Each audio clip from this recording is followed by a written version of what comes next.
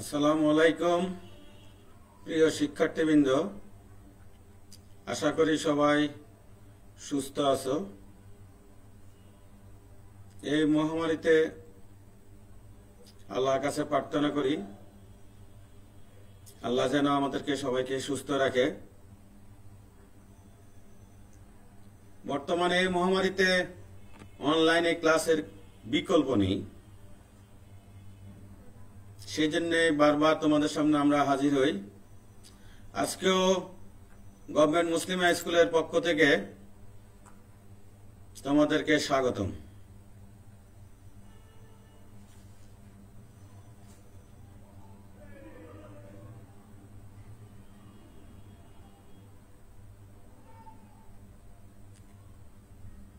আমার পরিচিতি সবাই জানো, তারপরও বলার জেনে বলা। আমি মোহাম্মদ আবুল কালাম আজাদ, সহকারী শিক্ষক, government Muslim high school, Kotwali, Chittagong.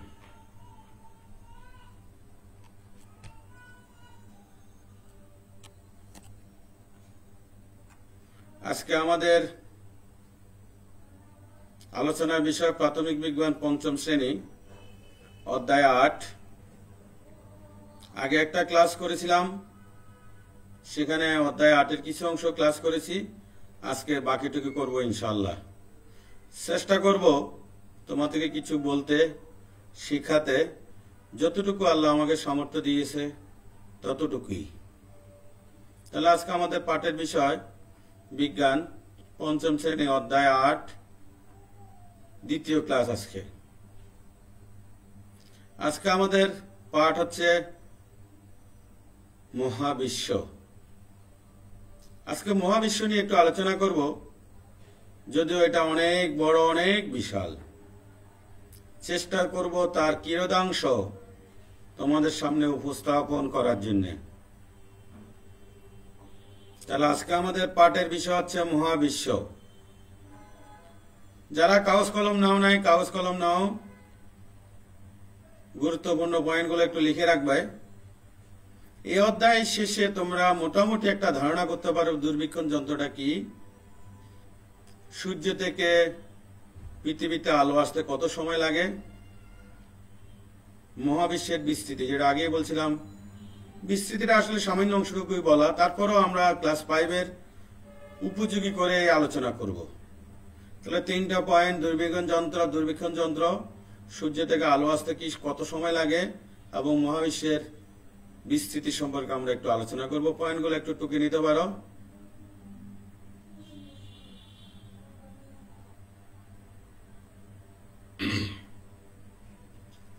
অন্ধকার রাত্রে আকাশের দিকে তাকালে আমরা কি দেখতে পাই? একটু খেয়াল করো, শুধু আলো আর আলো, ক্ষুদ্র থেকে ক্ষুদ্রতর, সামান্য একটু বড় বড় দেখা যায়। আসলে বাস্তবে এরা এত ছোট নয়, এদের দূরত্ব এত বেশি যে আমরা তাদেরকে পুরোপুরি মেজারমেন্ট করে বলাটা কঠিন। এর আয়তন কত, এটার বৈশিষ্ট্য কি, আর এটা দেখার জন্য আমাদের একটা বিশেষ যন্ত্র ব্যবহার করা হয়, সেটার নাম হচ্ছে দূরবীক্ষণ যন্ত্র। তাহলে আমরা এখানে বলেছি রাতের আকাশে খালি চোখে অসংখ্য তারা বা নক্ষত্র দেখতে পাই। এগুলো সব তারা, নক্ষত্র, তারা বা নক্ষত্র।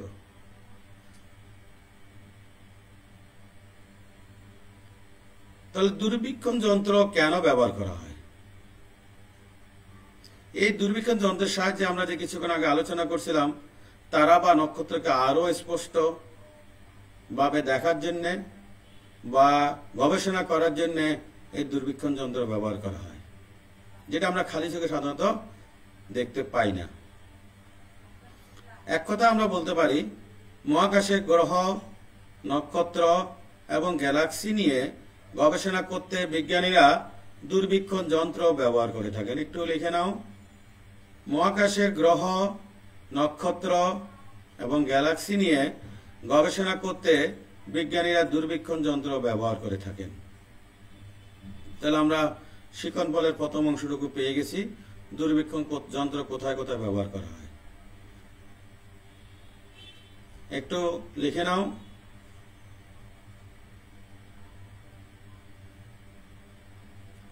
ছোট্ট একটা কাজ দিই তোমাকে বা তোমাদেরকে। দূরবীক্ষণ যন্ত্র কেন ব্যবহার করা হয় কিছুক্ষণ আগে আলোচনা করেছি, আশা করি সবাই পারবে। প্রশ্নটা লিখে নাও।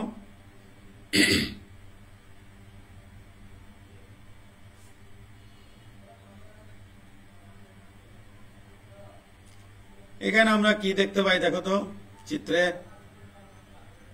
এটা একটা বিশাল পৃথিবী, এটা একটা চাঁদ। এই পৃথিবী থেকে চাঁদের দূরত্ব 1,03,84,000 কিলোমিটার, 3,84,400 কিলোমিটার। পৃথিবী থেকে চাঁদের দূরত্ব 3,84,400 কিলোমিটার। লিখে নাও, পৃথিবী থেকে চাঁদের দূরত্ব 3,84,400 কিলোমিটার। এটা আমাদের পরে কাজে লাগবে। আর আলো প্রতি সেকেন্ডে প্রায় 3 লক্ষ কিলোমিটার বেগে চলে। প্রতি সেকেন্ডে, মনে রাখবা পৃথিবীতে সবচেয়ে দ্রুতগামী হচ্ছে আলো। তাহলে আমরা দুইটা পয়েন্ট পেলাম। পৃথিবী থেকে চাঁদের দূরত্ব 3,84,400 কিলোমিটার, আর আলো প্রতি সেকেন্ডে প্রায় 3 লক্ষ কিলোমিটার বেগে চলে।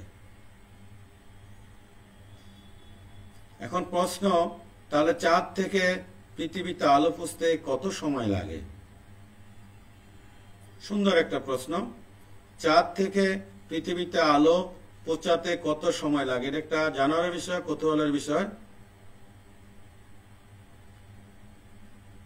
একজন প্রশ্ন করলো চাঁদ থেকে পৃথিবীতে আলো পৌঁছাতে কত সময় লাগে, তা আমরা কিভাবে হিসাব করতে পারি?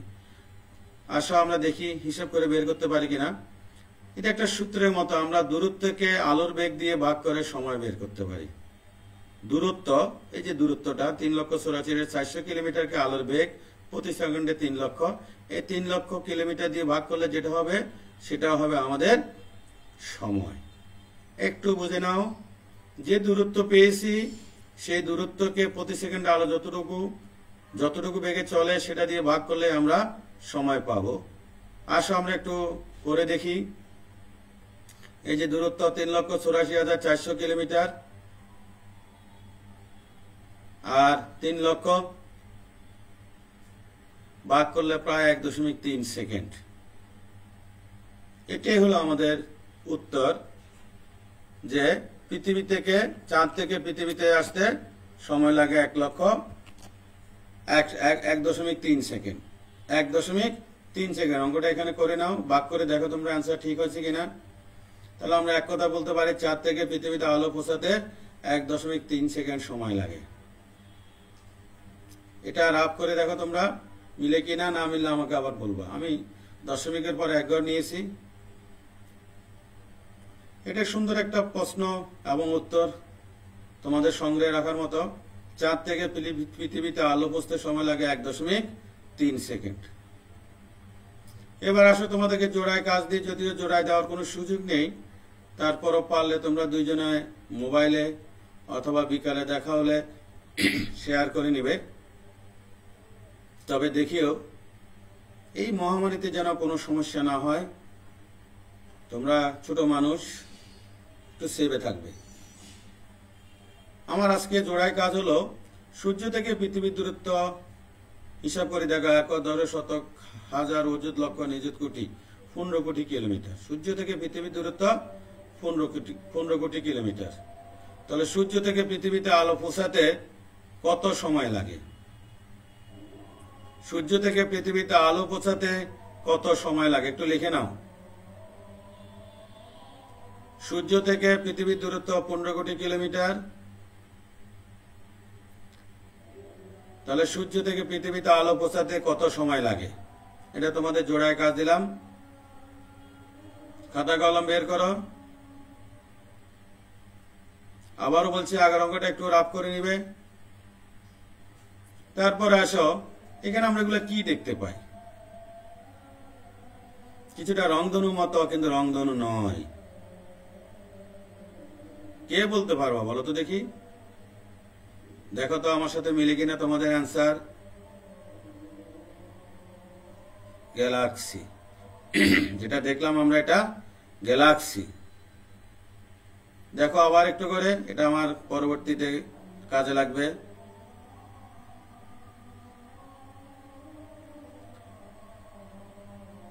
কি দেখতে পাই এখানে? বিশাল এক গর্তের মতো, এটাও একটা গ্যালাক্সি। লক্ষ্য করে দেখো, এই গ্যালাক্সির ভিতরে কিন্তু একটা জিনিস দেখা যাচ্ছে। আমি অ্যারোসিনে দিয়ে দেখিয়েছি, এখন কাছে এনে দেখাচ্ছি। দেখো তো, বুঝতে পারো কিনা? এটা একটা নির্দিষ্ট কিছুকে কেন্দ্র করে কিছু ঘুরতেছে। যারা বুঝেছো তারা তো বুঝেছো, আর নাহলে আমি বলে দিচ্ছি, সৌরজগৎ। এই সূর্যকে কেন্দ্র করে এটা সূর্য, এই গ্রহগুলো ঘুরতেছে। গ্রহগুলো কিন্তু নিজের অক্ষের উপরে ঘুরতেছে, যেটাকে আমরা আগের ক্লাসে এই অধ্যায়ে আমরা আলোচনা করছিলাম, যেটাকে আমরা বলি যে সাধারণত আমাদের পৃথিবীর ক্ষেত্রে আহ্নিক গতি, আর এই সূর্যের চারিপাশে ঘুরে আসতে লাগে সেটা বার্ষিক গতি। তাহলে এটা সূর্য, সূর্যের চারিপাশে ঘুরতেছে, এটাকে আমরা বলবো সৌরজগৎ।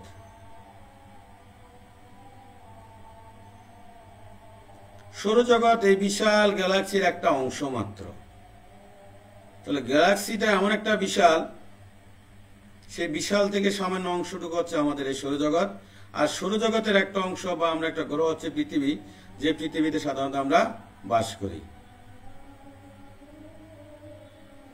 তাহলে সৌরজগৎ যে গ্যালাক্সির অন্তর্ভুক্ত তার নাম মিল্কি ওয়ে বা আকাশগঙ্গা। লিখে নাও, সৌরজগৎ যে গ্যালাক্সির অন্তর্ভুক্ত তার নাম মিল্কি ওয়ে বা আকাশগঙ্গা।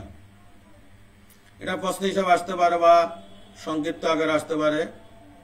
সৌরজগৎ যে গ্যালাক্সির অন্তর্ভুক্ত তার নাম মিল্কি ওয়ে বা আকাশগঙ্গা।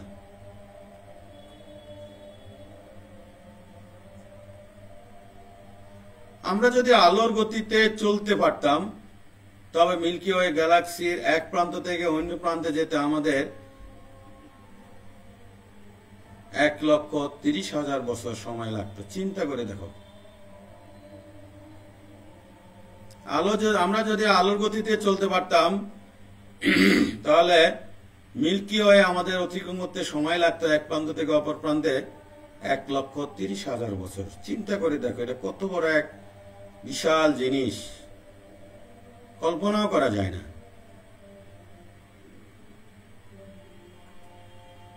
এবার চিন্তা করো, মহাবিশ্বের এই গ্যালাক্সিগুলো কিভাবে থাকে।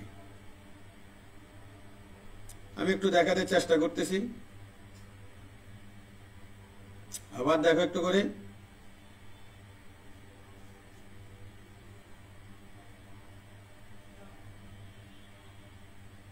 কিছুক্ষণ আগে দেখিয়েছিলাম, প্রতি গ্যালাক্সিতে কতগুলো নক্ষত্র থাকে। এটা তোমাদের একটা প্রশ্ন মনে আসতে পারে, কতগুলো নক্ষত্র। যদিও এটা হিসাব করে সম্ভব নয়। স্যার এডিংটনের মতে প্রতি গ্যালাক্সিতে গড়ে 10,000 কোটি নক্ষত্র থাকে। চিন্তা করো, প্রতি গ্যালাক্সিতে গড়ে 10,000 কোটি নক্ষত্র থাকে। লিখে নাও। একজন গবেষকের মতে এটা কম হতে পারে, বেশি হতে পারে, একটা আইডিয়া মাত্র। তাহলে প্রতি গ্যালাক্সিতে গড়ে 10,000 কোটি নক্ষত্র থাকে। এবার আসো, মহাবিশ্বটা কত বিশাল, সৃষ্টিকর্তার রহস্য সব এখানেই অন্তর্নিহিত। আমরা বাইরে থেকে যা দেখি সেটা মাত্র কিয়দংশ, যেটা দেখে বা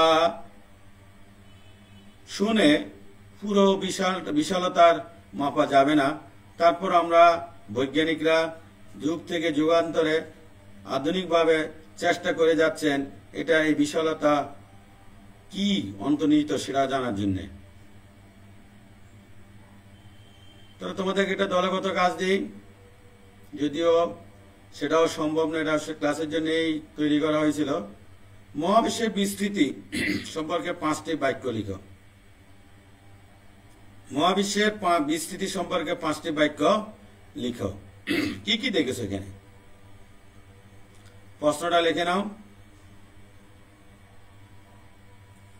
মহাবিশ্বের বিস্তৃতি সম্পর্কে 5টি বাক্য লিখো।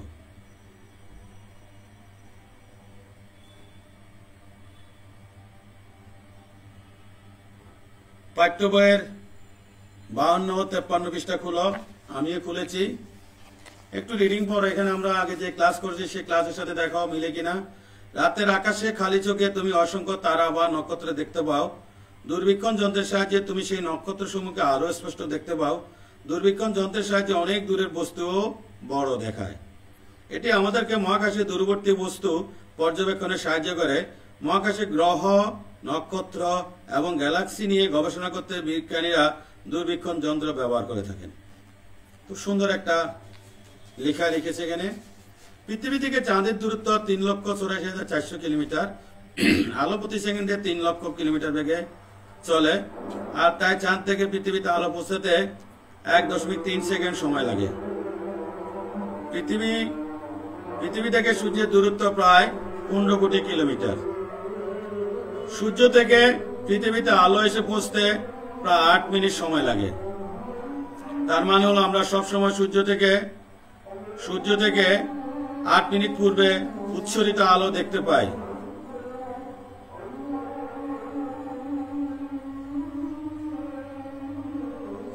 যদি আমরা আলো গতিতে চলতে পারতাম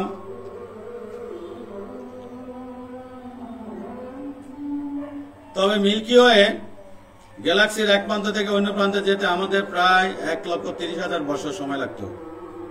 মহাকাশে গ্যালাক্সি সমূহের মধ্যে মিল্কি ওয়ে একটি গ্যালাক্সি। স্যার হ্যারিংটনের মতে প্রতি গ্যালাক্সিতে গড়ে 10 সহস্র কোটি নক্ষত্র রয়েছে। মহাবিশ্ব এখনো প্রসারিত হচ্ছে, আর এই কারণে মহাবিশ্বের প্রকৃতি আকাশ সম্পর্কে কেউ নিশ্চিত করে কিছু বলতে পারেন না। তবে মহাকাশ সম্পর্কিত বিভিন্ন গবেষণা থেকে আমরা ধারণা করতে পারি মহাবিশ্ব কত বড়। মহাকাশ সম্পর্কিত গবেষণাকে বলা হয় জ্যোতির্বিজ্ঞান। বিজ্ঞানীরা মহাবিশ্ব সম্পর্কে জানার জন্য বিভিন্ন ধরনের প্রযুক্তি যেমন দূরবীক্ষণ যন্ত্র ব্যবহার করেছেন। গ্যালিলিও উন্নত দূরবীক্ষণ যন্ত্র ব্যবহার করে প্রমাণ করেছেন সৌরজগতের গ্রহগুলো সূর্যকে কেন্দ্র করে ঘুরছে। মহাকাশ পর্যবেক্ষণের জন্য বর্তমান বিজ্ঞানীরা মহাকাশ গবেষণা কেন্দ্র স্থাপন করেছেন এবং মহাকাশ দূরবীক্ষণ যন্ত্র ব্যবহার করেছেন। বাসায় আরো 2-3 বার এটা পড়ে নিবে। তথ্য সবগুলো আমাদের এখানে চলে আসছে, তারপরও তোমরা একটু মিলিয়ে দেখবে। এবার আসো সঠিক উত্তরটা তোমরা বোর্ডে এসে লিখবে, যদি এখন সম্ভব না। সূর্য থেকে পৃথিবীতে আলো পৌঁছতে কত সময় লাগে? লিখে নাও। আলোর গতি প্রতি সেকেন্ডে কত?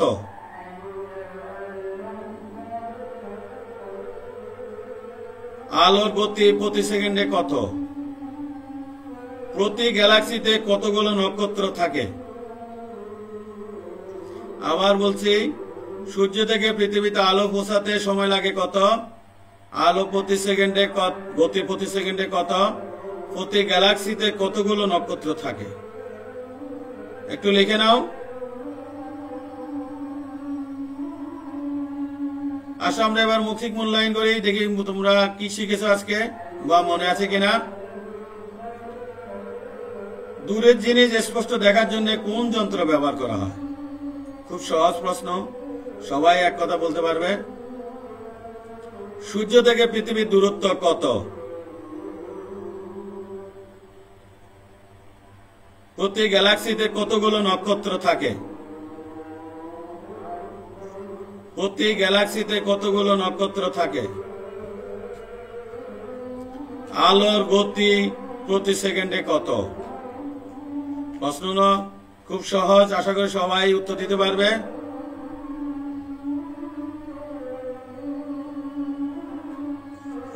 চাঁদ থেকে পৃথিবীতে আলো পৌঁছাতে কত সময় লাগে? চাঁদ থেকে পৃথিবীতে আলো পৌঁছাতে কত সময় লাগে? এই 5টা প্রশ্ন তোমাদেরকে করলাম, আশা করি সবাই ধরে নিয়েছে, অ্যান্সার দিয়েছো। বাড়ির কাজটা লিখে নাও। বাড়ির ছাদে উঠবে, বাট একা উঠবে না।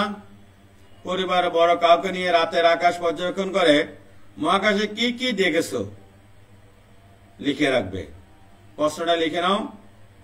পরিবারের বড় কাউকে নিয়ে রাতের আকাশে পর্যবেক্ষণ করে মহাকাশে কি দেখেছো কি কি দেখেছো সেটা কয়েকটা সেন্টেন্সে লিখে রাখবে। আজকে তাহলে এতটুকুই, আবার দেখা হবে। আসসালামু আলাইকুম।